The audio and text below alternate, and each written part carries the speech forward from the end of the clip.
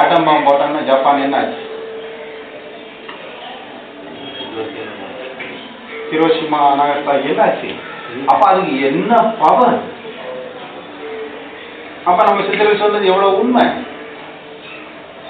அப்ப அணுவை பிளந்து 7 கடலை புகட்டி, அவ்வளவு தூரம் அதுக்கு வீரியம் இருக்கு, சக்தி இருக்கு. அவ்வளவு எலாபரேட்டான விரிந்த ஒரு பகுதி தான் குறுகிய அந்த பகுதி.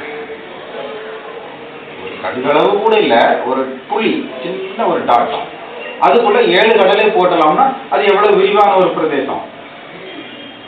ஆனா அது இருக்கிறது ஒரு சின்ன டாட்டம்.